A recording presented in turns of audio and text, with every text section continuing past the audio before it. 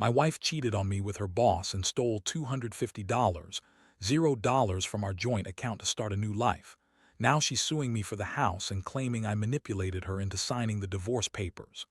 Hello everyone. Dear listeners, please share your thoughts in the comments section below. And don't forget to like, share, and subscribe. Now let's begin the video. Using a throwaway for obvious reasons, with certain specifics modified to preserve anonymity. I never thought I'd be the guy sitting here, writing out my story like some kind of cautionary tale, but here I am. The craziest thing about all of this is how it started with what seemed like small signs, little things I brushed off, until one day everything just exploded. The moment I found out my wife, Lisa, was cheating on me with her boss, Mark, I knew my life was about to change forever. Honestly, I never saw it coming. Lisa and I had been married for 8 years.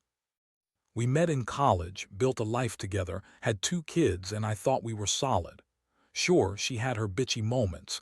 She could be a real pain in the ass sometimes, but deep down I believe she loved me. Or at least I did. Things started feeling different about 6 months ago. She became more distant, secretive, and would get defensive whenever I asked about her phone or her whereabouts. I noticed she was spending a lot more time at work, staying late, claiming she was finishing up projects. She also started dressing differently, more provocative, more confident in a way that made me uncomfortable, but I tried to ignore it. Then came the little signs I didn't want to admit. Her phone started ringing at odd hours, and I'd catch her deleting texts or messages. She'd lie about where she was or who she was talking to. One night, I decided to check her email account after she went to bed. I wasn't snooping out of mistrust alone. Something felt off. I just wanted to see if she was hiding anything, and what I found hit me like a punch in the gut. There were dozens of messages between her and Mark, flirty, suggestive, talking about meeting up, about getting away together, about starting fresh somewhere new. I couldn't believe what I was reading. My wife, the woman I'd trusted with everything, was planning to cheat on me with her boss, and that wasn't even the worst part. The emails also mentioned money, large sums transferred from our joint account, over $250, $0, saying she was planning to run away, start a new life with Mark somewhere far away where nobody knew her. I was stunned. I felt like I'd been hit by a truck. How could she do this? How could she betray everything we built over something so superficial? The next morning, I confronted her. I had the email open on my phone when she walked into the kitchen, looking smug but trying to act innocent. I showed her the messages. Her face twisted with anger and contempt. "You're crazy," she snapped. "That's none of your business, you're just paranoid." I told her I knew everything about Mark, about the money, about the lies. She kept denying it, acting like I was some insecure fool, but I wasn't going to back down anymore. I was furious, hurt, and confused all at once. Her reaction was classic Lisa. Bitchy, dismissive, full of lies. She said I was overreacting, that I was jealous, that Mark was just a friend she was helping out at work. She even tried to turn it around on me, claiming I was manipulative, that I had controlled her for years and she needed this escape. Her words cut deep. I felt like I didn't even know her anymore. It was like I was living with a stranger, someone who could lie so easily, so convincingly. The emotional roller coaster hit me hard. I went from disbelief to anger, then to sadness. I kept asking myself how I missed all these signs, how I was so blind to what was happening right under my nose. The betrayal was total, and the worst part was knowing she had stolen so much money, our savings, our future, just to run away with her boss. It felt like my entire world was crumbling. I kept thinking about the kids, about what she was willing to leave behind, what she was willing to do to start fresh with Mark. I knew I had a decision to make. I couldn't let her get away with it. I started planning my next move. I needed to understand exactly how much she'd taken, what her plans were, and how I could protect myself and our family. I was angry, yes, but underneath that I was hurt. Deep down, I still loved her, or at least I thought I did, but now I wasn't sure if I could ever trust her again. The betrayal was too big and the pain ran too deep. That's where I am now, trying to figure out how to pick up the pieces. I don't know what's going to happen next, but I do know one thing. She's not getting away with this. Not without consequences. After confronting Lisa that morning, everything changed. She stormed out of the house, yelling that I was overreacting, that she was just trying to figure things out, and that I was making a mountain out of a molehill. I watched her leave, feeling a mixture of rage and heartbreak. The house suddenly felt empty, colder somehow, like the walls were closing in on me. I sat there with her laptop on the table, the email thread still open, and I realized I had to get serious about what was happening. I spent the next few hours digging through bank statements, trying to piece together how much she had taken. That $250, $0 was gone, transferred into some account I'd never seen. Before, I called the bank, got the details, and confirmed that she had transferred the money to an offshore account, just like the email said. She was planning on disappearing with Mark, leaving me with nothing. That realization made my blood boil. How could she do this? How could she betray our family like this? I knew I had to act fast. I called my lawyer, a guy named Tom who I'd used for some minor legal stuff before. I told him everything about the affair, the money, her plans. His voice was calm but firm, telling me I needed to get a restraining order, secure the house, and start the process of divorce. But I also knew I needed to confront her again, face her once more, and get some answers. I couldn't just let her run away with everything. That evening, I waited for her to come back. I wanted to catch her in the act, or at least get her to talk. When she finally returned, she was dressed provocatively again, acting like she was the innocent victim. I blocked her at the door and told her I knew everything. Her face contorted with anger and frustration. She started lying again, saying I'd misunderstood, that Mark was just a business contact, that the money was for a big project she was working on. She said she was planning to leave me, sure, but not for Mark, not for some guy. She was just tired of the boring life, she claimed, and she needed to find herself. I didn't buy her bullshit.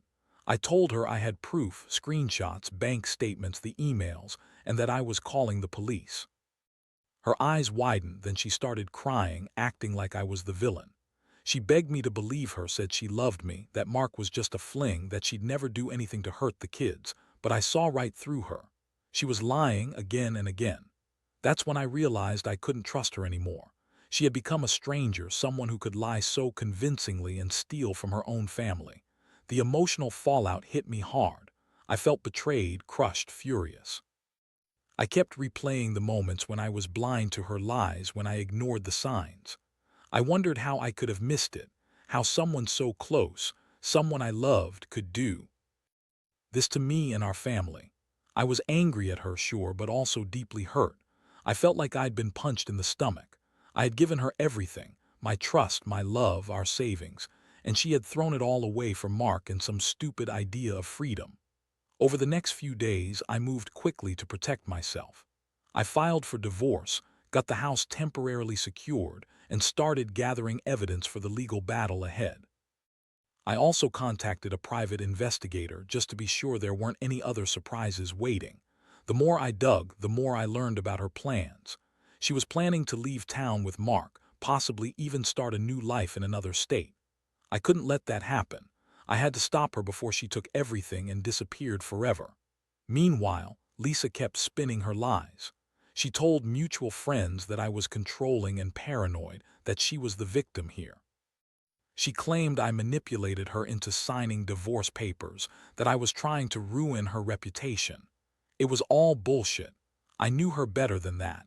She was the manipulator, the one who lied and cheated and stole to get what she wanted. I wasn't going to let her twist this into some kind of pity story.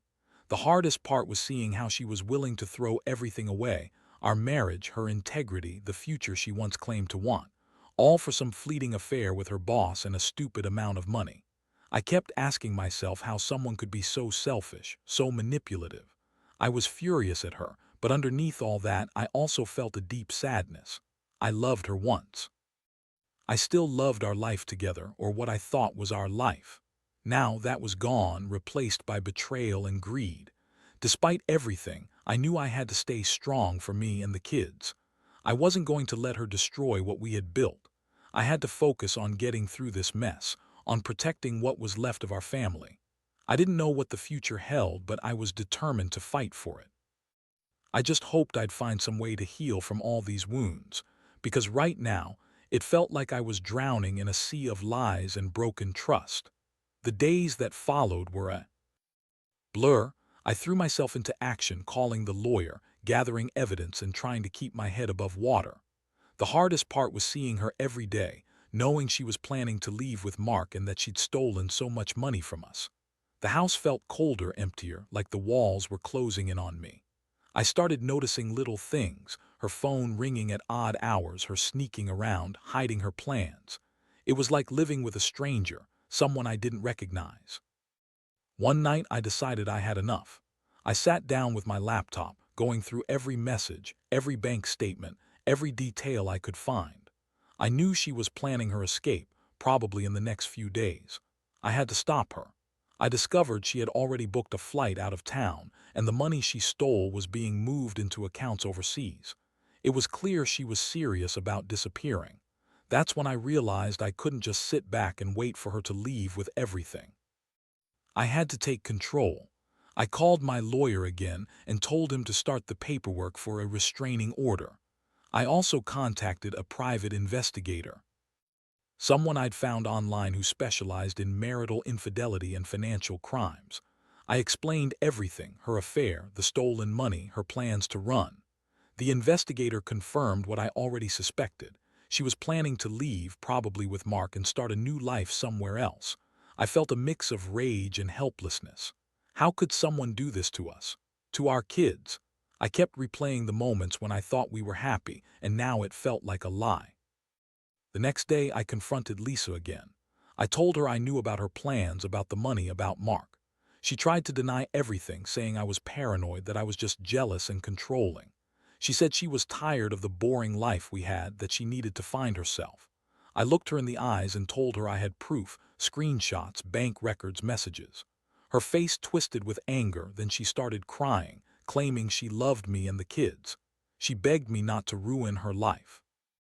That moment I felt nothing but disgust. I knew she was lying, spinning her web of deception. The emotional toll was crushing. I felt betrayed, humiliated, furious, like I'd been punched in the gut.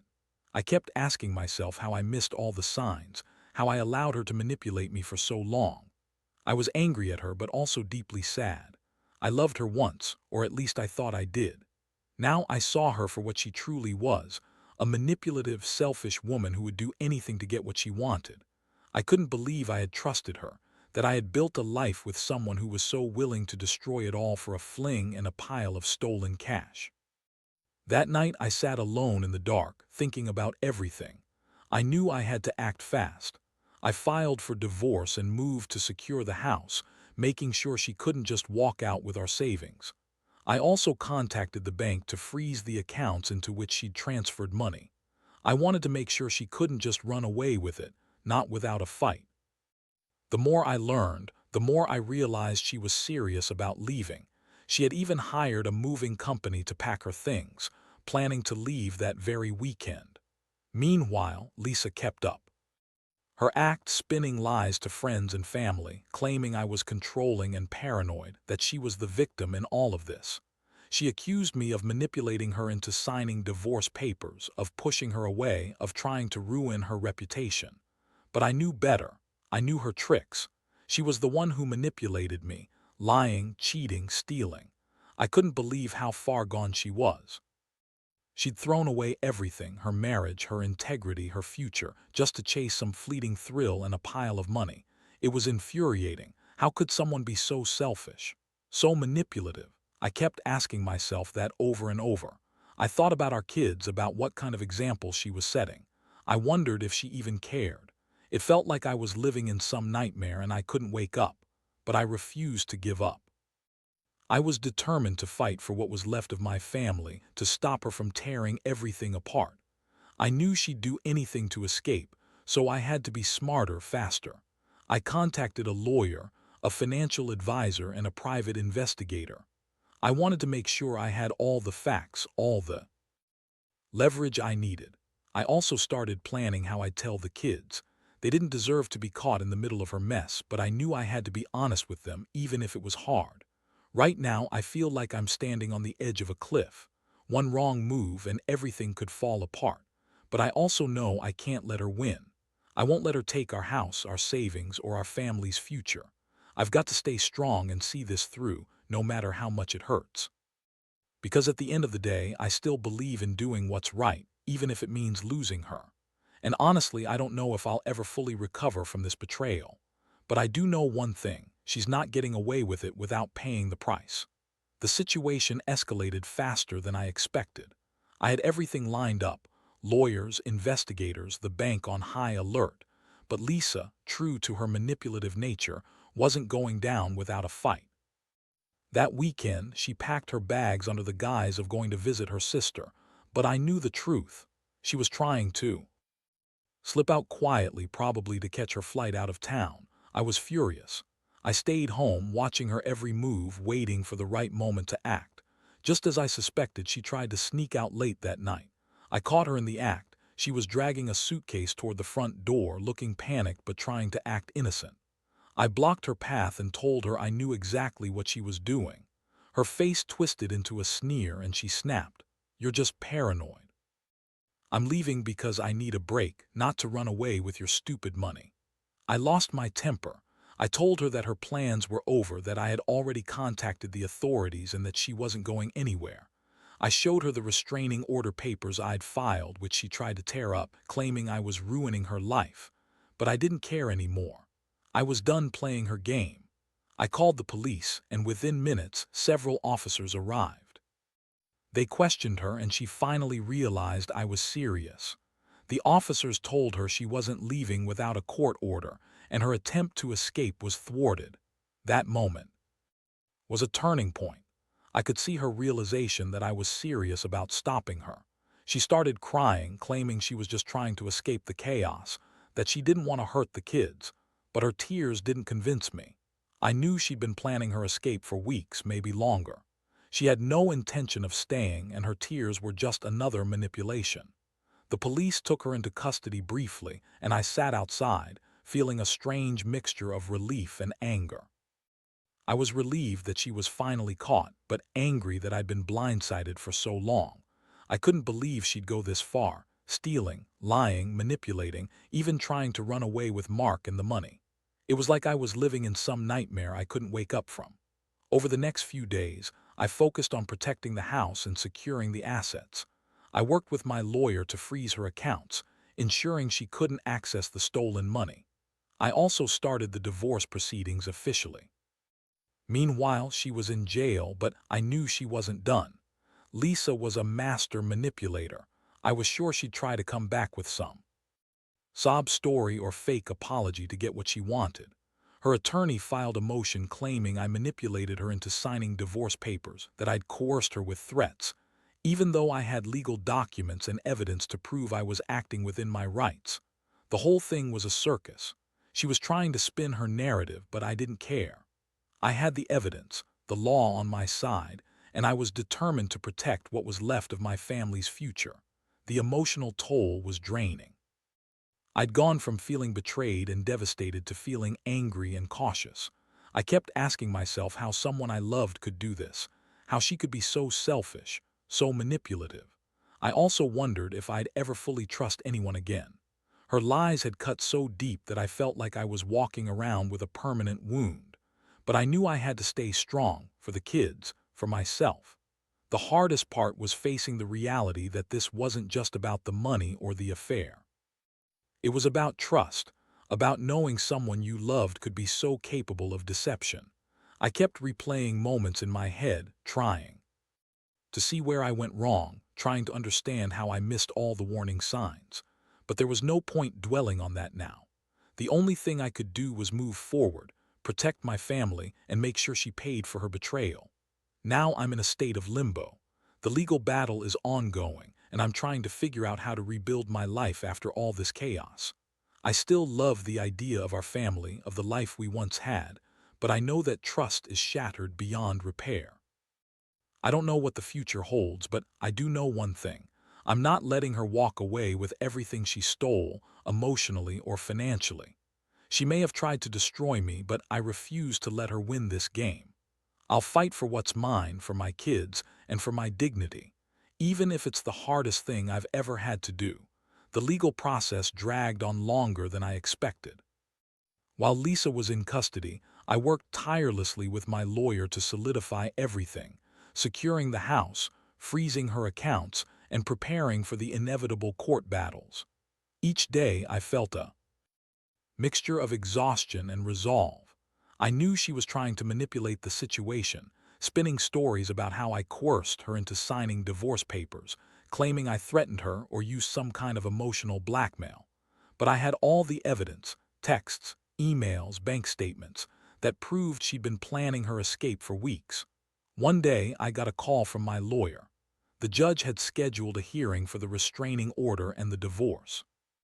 Lisa was trying to contest everything, claiming she was a victim, that I was controlling and abusive. I couldn't help but laugh bitterly.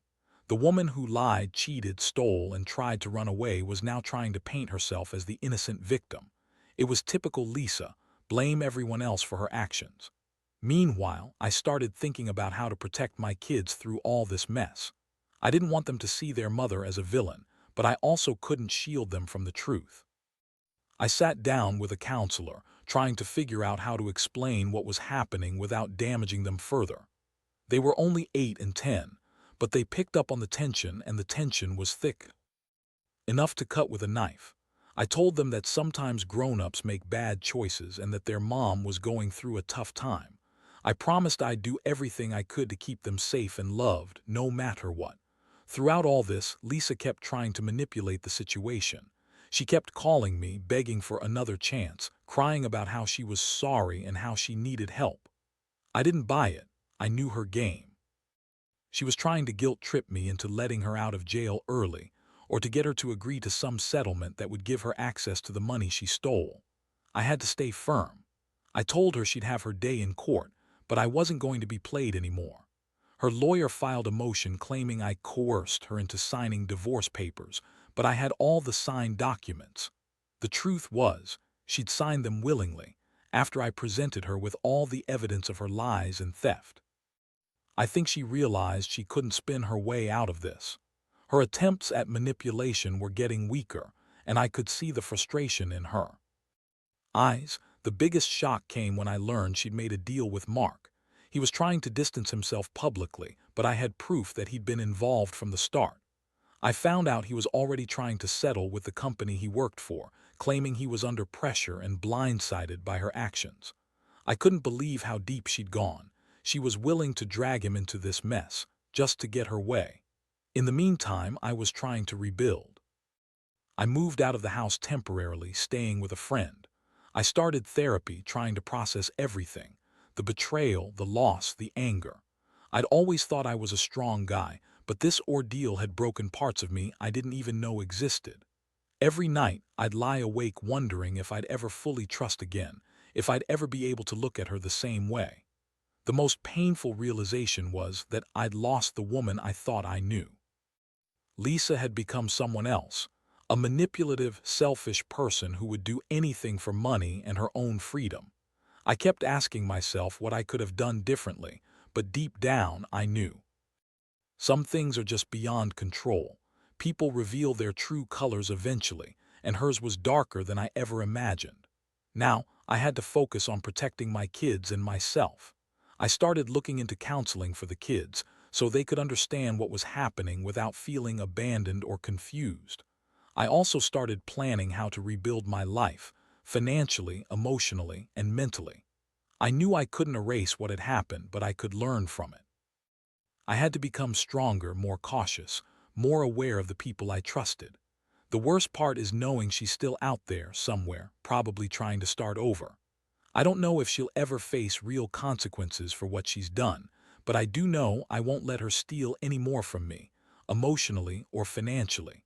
I've been betrayed in ways I never thought possible, but I'm determined to come out of this stronger.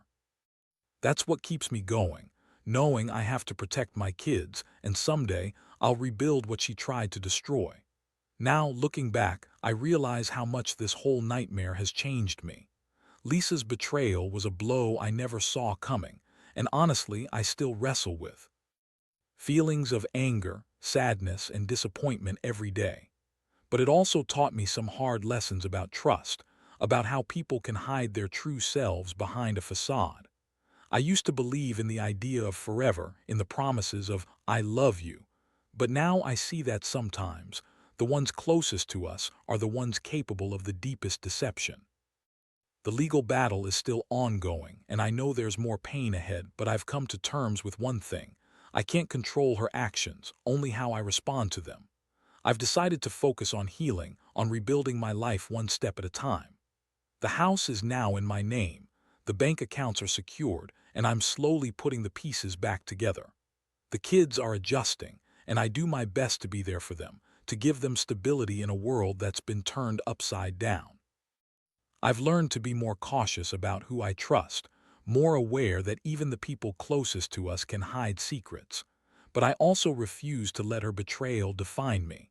I'm still the same person inside, just a little wiser now. I realize that sometimes life throws curveballs, and all we can do is swing hard and keep moving forward. To anyone out there going through something similar, trust your instincts, protect yourself, and don't be afraid to ask for help. Betrayal cuts deep, but you're stronger than you think.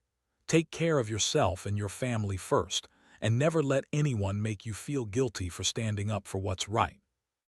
I may have lost the woman I loved, but I gained clarity about what truly matters: honesty, loyalty, and the strength to rebuild from the ashes. In the end, I've learned that revenge isn't about getting even, it's about reclaiming your life and dignity. Lisa's actions cost her everything she wanted: her marriage, her reputation, her freedom. But I've realized that true power lies in resilience, in choosing to move forward and never letting betrayal break your spirit. I'll never forget what happened, but I refuse to let it define me. I am rebuilding, I am healing, and I am stronger than ever.